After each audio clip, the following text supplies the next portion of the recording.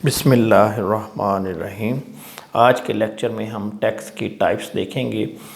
Tax की दो बड़ी जो किस्में हैं वो एक है डायरेक्ट टैक्स और दूसरा है इनडायरेक्ट। डायरेक्ट से मुराद वो टैक्स है जो पर्सन से गवर्नमेंट के ख़जाने में जमा हो जाता है। ये गवर्नमेंट टैक्स चेक करे। ये पर्सन से मुराद जो है ये तीन चीज़ें, इंडिविजुअल, फर्म या एओपी, एसोसिएशन ऑफ पर्सन, और तीसरा कंपनी। वो टैक्स जो कि पर्सन से गवर्नमेंट के ख़जाने में, यानी इनमें कोई चीज़ इंटरमीडियरी इन्वॉल्व नहीं है, पर्सन से सीधा गवर्नमेंट के ख़जाने में जमा हो गया, ये है डायरेक्ट टैक्स। जो टैक्स किसी इंटरमीडियरी के ज़रिए या एक पर्सन से दूसरे पर्सन, तीसरे पर्सन होता हुआ गवर्नमेंट के ख़जाने में जमा होगा, उसको हम कहेंगे इनडायरेक्ट टैक्स। ठीक है, यानी वर्ड्स की अभी आपको समझ आ गई होगी। डायरेक्ट से मुराद होता है कि जो सीधा फेस टू फेस, यानी एक पर्सन से दूसरे को। डायरेक्ट टैक्स में क्या होता है कि पर्सन से टैक्स कटता है, वो अपना टैक्स निकालता है और गवर्नमेंट के ख़जाने में जमा करवा देता है, इसलिए इसको कह दिया गया डायरेक्ट टैक्स। जबकि इनडायरेक्ट टैक्स में क्या होता है कि ये पर्सन डायरेक्टली टैक्स जमा नहीं कराता, मुख्तलिफ सोर्स से होता हुआ टैक्स इधर जाकर जो है वो पहुंचता है गवर्नमेंट के ख़जाने में, इसलिए इसको कहते हैं इनडायरेक्ट टैक्स। अभी हम इसको समझते हैं कि डायरेक्ट टैक्स और इनडायरेक्ट टैक्स क्या है। डायरेक्ट टैक्स में एक पर्सन है, उसकी इनकम हुई, अगर वो सैलरीड पर्सन है तो उसकी तनख्वाह पे जो टैक्स बनेगा, और अगर वो बिज़नेस है तो उसको बिज़नेस पे जो प्रॉफिट हुआ उस पे जो टैक्स बनेगा वो अपना कैलकुलेट करेगा, जो भी गवर्नमेंट ने रेट अनाउंस किए हुए हैं उस साल के, और उतना टैक्स जो है वो एफबीआर को जमा करा देगा। ये डायरेक्ट टैक्स हो गया, यानी सैलरी पे, इनकम पे जो टैक्स बना वो डायरेक्ट चला गया।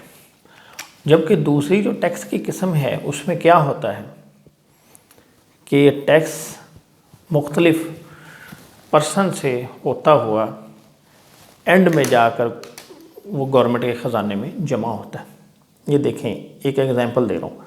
ये मिस्टर ए है, ये मिस्टर बी है, ये मिस्टर सी है, और ये एफबीआर। ए ने बी को चीज़ें बेची 1 लाख रुपए के, तो टैक्स का रेट है 17%। तो ये क्या करेगा, 1,17,000 रुपये की जो हैं गुड्स बेच देगा, 1,17,000। ये क्या करेगा, 1 लाख खुद रख लेगा और 17,000 गवर्नमेंट इधर जमा करा देगा। इसके बाद इसने क्या किया, यही चीज़ें जो हैं इसमें आगे बेच दी सी को। अब हुआ क्या कि इसने ये चीज़ें बेची, अपना प्रॉफिट रख कर 1,17 की इसको पड़ी, ठीक है, और इसके ऊपर इसने अपना फिर वही 17% टैक्स निकाला। तो ये जो है यानी 1,17,000 की, और इसने आगे ये 150 की बेच दी सी को। अब क्या होगा, ये 150,000 इसके ऊपर 17% टैक्स निकालेगा, तो ये टैक्स प्लस हो गया इसमें 25,500।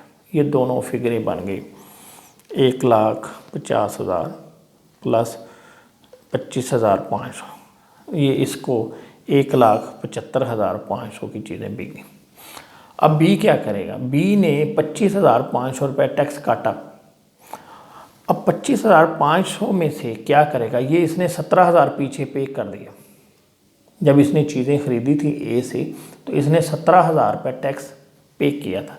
अब आगे जब इसने सी को बेची चीज़ें, तो इसने 150,000 की चीज़ें थी, गुड्स थी, और 25,500 सेल टैक्स करता। अब ये क्या करेगा, यहाँ ये समझने वाली बात है जिसकी वजह से इसको इनडायरेक्ट टैक्स कहते हैं। इसने 25,500 टैक्स काटा और 17,000 इसने पीछे जमा करवा दिया, पहले दे चुका है। तो ये क्या करेगा, अपना टैक्स एडजस्ट करेगा। 25,500 माइनस 17,000, तो ये आंसर आ गया 8,500। तो ये क्या करेगा, ये 8,500 FBR को जमा कराएगा। इसी तरह C जब आगे चीज़ें बेचेगा वो अपने हिसाब से उतना टैक्स काटता जाएगा और जितना जो पीछे जमा करवा चुका है वो माइनस कर लेगा और बाकी डिफरेंस जमा करा देगा। देखें इधर जो है टैक्स आना था इन नटशेल 25,500, ठीक है, इतना सेल टैक्स बना, चीज़ें बेचने पे टैक्स। अब 17,000 तो A ने जमा करा दिया, 8,500 B जमा कराएगा। तो देखें ये पहला जो केस था डायरेक्ट टैक्स में, उसमें एक ही बंदा पूरे का पूरा टैक्स जमा करवा रहा था FBR को। लेकिन इस केस में क्या है, A ने अपना हिस्सा जमा करवा दिया, B ने जो है अपना हिस्सा जमा करा दिया। आगे जब चलेगी और एंड में जाकर जो चीज़ें इस्तेमाल करेगा उसी को सारा बर्डन बर्दाश्त करना पड़ेगा।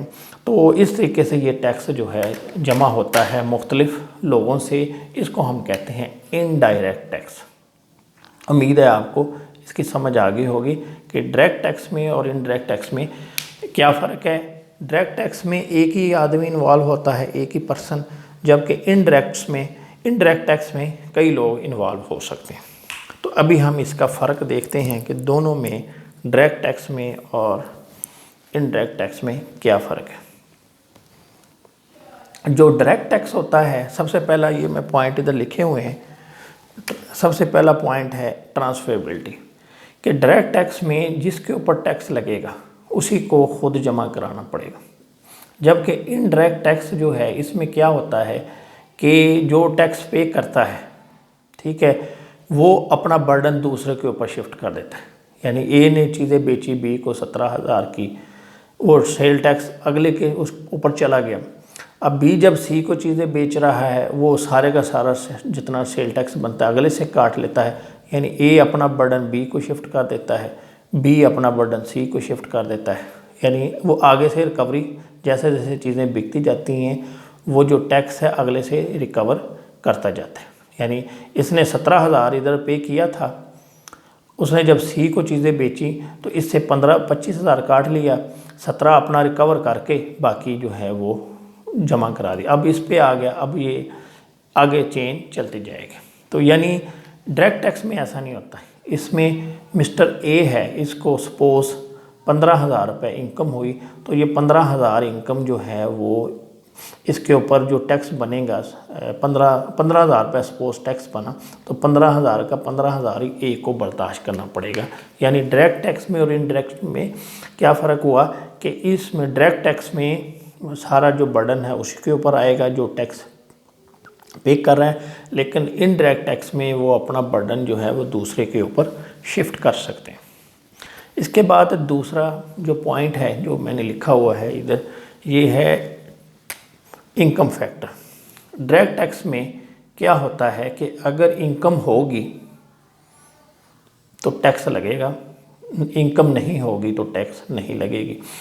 अगर टैक्स इनकम ज़्यादा है तो ज़्यादा टैक्स लगेगा, कम इनकम है तो कम यानी टैक्स लगेगा। अगर इनकम जैसे अभी 6 लाख चल रहा है रेट, ₹6 लाख सालाना इनकम, अगर 6 लाख या इससे कम है तो नो टैक्स। यानी इसमें यह है कि इनकम को एक बुनियाद बनाया जाता है, जबकि इनडायरेक्ट टैक्स में इनकम बुनियाद नहीं है, वहाँ पे चीज़ों की कंजम्पशन है, प्रोडक्शन है और सेल है। यानी उसमें इनकम फैक्टर, इनडायरेक्ट टैक्स में इनकम फैक्टर नहीं है इनडायरेक्ट टैक्स की सूरत में। आगे तीसरा पॉइंट है कलेक्शन, नो टैक्स एवेजन। जो डायरेक्ट टैक्स है इसमें इसकी कलेक्शन मुश्किल है। ये यानी FBR के एंगल से है कि जो डायरेक्ट टैक्स है और इनडायरेक्ट टैक्स है, इन दोनों में क्या एक फ़र्क है कि इसकी जो कलेक्शन है वो मुश्किल है। कैसे? क्योंकि लोग अपनी इनकम छुपा लेते हैं, पता नहीं होता कि इसकी कितनी इनकम है। इस वजह से यहाँ पे इसकी रिकवरी भी मुश्किल है इससे, और इसमें टैक्स वेजन बहुत होती है। अभी भी मेजॉरिटी जो है पाकिस्तान में वो टैक्स पे नहीं करती। क्यों? उनकी इनकम जो है वो इल्म नहीं है। बहरहाल स्टेप्स तो लिए जा रहे हैं गवर्नमेंट की तरफ से कि हर बंदा जो है वो फाइलर बन जाए ताकि उसका सोर्स ऑफ इनकम पता चले। तो डायरेक्ट टैक्सेस जो है इसकी कलेक्शन मुश्किल है, इनडायरेक्ट टैक्स जो है इसकी कलेक्शन आसान है, और इसमें इस टैक्स से बचा भी नहीं जा सकता, क्योंकि जो बंदा भी चीज़ें ख़रीदेगा उसको ये टैक्स जो है वो पे करना पड़ेगा। आगे इसकी हम देखते हैं टाइप्स कि डायरेक्ट टैक्स और इनडायरेक्ट टैक्स जो है ये कौन कौन से। ये पेपर में जो सवाल आ सकता है कि आपको कोई टैक्स बता दे और फिर वो पूछे कि ये कौन सा टैक्स है, डायरेक्ट है या इनडायरेक्ट। तो इनकम टैक्स जो है ये डायरेक्ट टैक्स है। लाइसेंस फ़ी यानी जो ड्राइवर है जो अपनी फ़ी खुद पे करता है वो डायरेक्ट टैक्स है। इसी तरह कोई गाड़ी है, गाड़ी का जो टोकन है कोई पे करता है तो वो भी आपका डायरेक्ट टैक्स है, क्योंकि उसको खुद बियर करना पड़ रहा है। इसी तरह कोई प्रॉपर्टी है वो जो है टैक्स वो भी डायरेक्ट टैक्स है। इसी तरह पे रोल जो है, जो तनख्वाह पे जो टैक्स कटता है वो भी आपका डायरेक्ट टैक्स है। ठीक है, ये इनकम टैक्स यानी बिज़नेस इनकम जो है, business income, corporation income, company income, firm income, ये सारे क्या हैं? डायरेक्ट टैक्स है। अब आते हैं इनडायरेक्ट टैक्स। ये कौन सा है? एक इसमें सबसे मशहूर जो है वो सेल टैक्स है। कई जगह पर, कई मुल्कों में इसका नाम वैल्यू एडेड टैक्स भी इसको कहते हैं, कि जैसे जैसे एक प्रोडक्ट की वैल्यू में इजाफा हो जाता है उसी तरह उसके ऊपर टैक्स भी बढ़ता जाता है, और जैसे जैसे उसकी स्टेज आगे जाएगी, वैल्यू बढ़ेगी, टैक्स बढ़ता जाएगा, और जो टैक्स इसने पीछे पे किया होता है और जो इसकी वैल्यू में इजाफे से टैक्स बढ़ता है तो डिफरेंस पे कर दिया जाता है गवर्नमेंट को हर लेवल पे। इसको हम कहते हैं वैट, वैल्यू एडेड टैक्स। इधर मैं लिख भी रहा हूँ। इसी तरह एक्साइज ड्यूटी जो है, एक्साइज ड्यूटी ये भी आपकी इनडायरेक्ट टैक्स है। इसमें क्या होता है कि चीज़ें जो प्रोड्यूस की जाती हैं या बाहर से इंपोर्ट की जाती हैं उसके ऊपर टैक्स लगता है। अब वो जैसे बिकेंगी तो जो भी उसका बायर होगा उसके ऊपर इसका बर्डन चला जाएगा। इसने आगे बेची तो उसके ऊपर इसका बर्डन चला जाएगा। तो एंड में जाकर जो कंज्यूमर होगा यानी जो चीज़ें इस्तेमाल करेगा उसके ऊपर ये इसका वो जो है बर्डन आ जाएगा। ठीक है, इसके बाद ये तो आपके टाइप्स होंगे। अभी इसमें ये देख लें कि जो डायरेक्ट टैक्स जो है और जो इनडायरेक्ट टैक्स है इसका आपको मतलब क्लियर किया है कि इसमें इनकम को नहीं देखते। इसमें क्या होता है, ये इसका ड्रॉबैक है कि जो डायरेक्ट टैक्स है इसमें इनकम देखी जाती है कि जो अमीर हैं, जो रिचर हैं उनको ज़्यादा टैक्स पे करना पड़ता है, और जो पुअर हैं उनको कोई टैक्स नहीं होता या वो कम टैक्स देना पड़ता है। जबकि इनडायरेक्ट टैक्सेस में क्या होता है कि आपको कोई अमीर आदमी जो है वो भी यानी उसकी इनकम को नहीं देख रहे, बस जो भी चीज़ें ख़रीदेगा, अमीर ख़रीदे, गरीब ख़रीदे, यानी पुअर ख़रीदे या रिचर ख़रीदे, तो दोनों को सेम टैक्स देना पड़ेगा। ये ड्रॉबैक है इसका इनडायरेक्ट टैक्स का। जैसे एक एग्जांपल देता हूँ कि किसी ने टूथपेस्ट ख़रीदा, पॉलिश ख़रीदी, टूथपेस्ट या पॉलिश। अब 100 रुपये की सपोज ये जो है पॉलिश आती है ₹100 के। अब जो ये पॉलिश जो है एक अमीर आदमी ख़रीदता है जिसकी सालाना मंथली इनकम जो है वो 2 लाख रुपए है, और एक गरीब है उसकी मुश्किल से जो है ना 1000 रुपये दिहाड़ी है, यानी उसकी 30,000 रुपये पे इनकम, या 20,000 भी हो या 10 भी हो, यानी इससे फ़र्क नहीं पड़ता। यानी जो भी कोई ख़रीदेगा पॉलिश ख़रीदेगा 100 रुपये वाली, जिसकी इनकम 2 लाख रुपए मंथली है, उसको भी इसके ऊपर 17% सेल टैक्स पे करना पड़ेगा, यानी 117 की उसको मिलेगी और इनको भी 117 की मिलेगी। तो ये जो है ना, यानी दोनों के ऊपर जो है ना सेम बर्डन आ रहा है ये इनडायरेक्ट टैक्स में। जबकि डायरेक्ट टैक्स में क्या होगा कि उसमें इनकम देखी जाती है, इनकम कम है कम टैक्स, ज़्यादा है तो ज़्यादा टैक्स। अभी हम देखते हैं कि पाकिस्तान में ये बड़ा इम्पोर्टेंट जो है पॉइंट है, हम देखते हैं कि पाकिस्तान में दोनों की रेशो क्या है, डायरेक्ट की और इनडायरेक्ट की। तो पाकिस्तान में इसकी जो रेशो है जो कि FBR कोट करता है वो है 35% और इनडायरेक्ट की है 65%।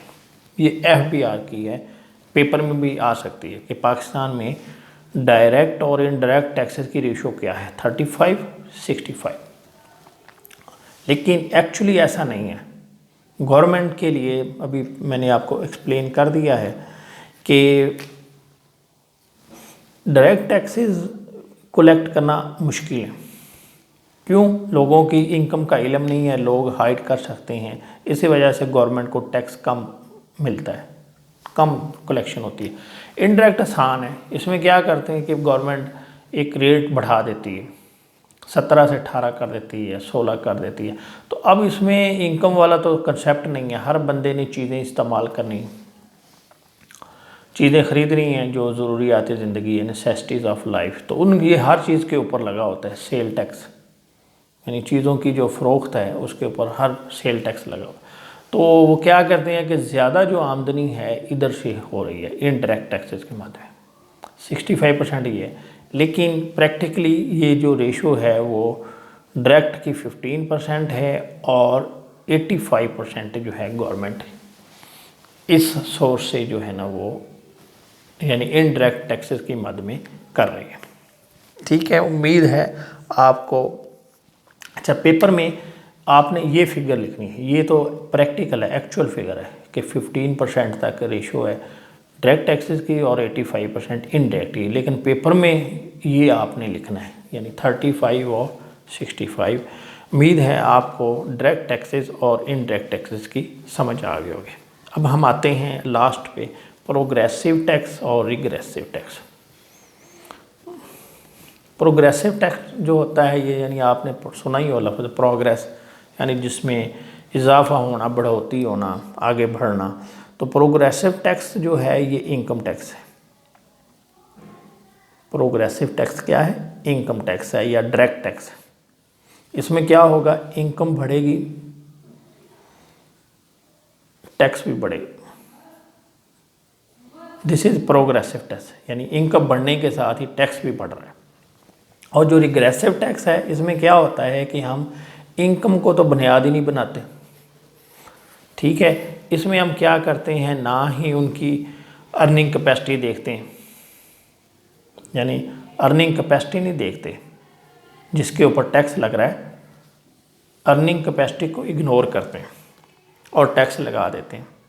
अब इसमें चाहे कोई पुअर हो चाहे रिच हो, दोनों को सेम टैक्स देना पड़ेगा। यानी रिग्रेसिव टैक्स कहेंगे ऐसा tax which has no concern या no link with earning capacity. तो अब ये कौन सा टैक्स होगा, सोचें आप भी। ये सेल टैक्स, एक्साइज ड्यूटी है, यानी जो भी ये इनडायरेक्ट टैक्स हैं ये हमारे रिग्रेसिव टैक्स भी कहलाते हैं। क्यों? क्योंकि इसमें इनकम से रिलेशन नहीं है, इसका चीज़ों को बेचने से, इस्तेमाल करने से इसका लिंक है।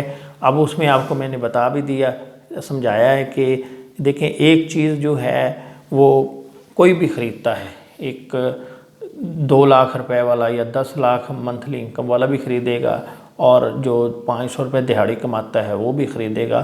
तो दोनों को एक चीज़ के ऊपर सेम टैक्स देना पड़ेगा। इसको हम कहते हैं रिग्रेसिव टैक्स। यानी प्रोग्रेसिव में तो ये होता है कि इनकम ऊपर गई तो टैक्स भी ऊपर गया, यानी दोनों का आपस में लिंक है। इनकम को देखा जाता है कि ये ज़्यादा वाले को ज़्यादा टैक्स, ज़्यादा इनकम वाले को ज़्यादा टैक्स, कम इनकम वाले को कम टैक्स। लेकिन इसमें इनकम को नहीं देखा जाता, इसमें बस जो भी कोई चीज़ ख़रीदेगा, कोई आइटम ख़रीदेगा तो उसको उसके ऊपर टैक्स देना पड़ेगा। सेम टैक्स होगा चाहे वो पुअर हो या रिच हो। उम्मीद है आपको ये चारों जो टाइप्स हैं समझ आ गई होंगी। अगर आपको कोई चीज़ समझ नहीं आई तो आप कमेंट्स में लिखें, तो इंशाल्लाह नेक्स्ट लेक्चर में इसका आपको जवाब मिल जाएगा। Thank you very much.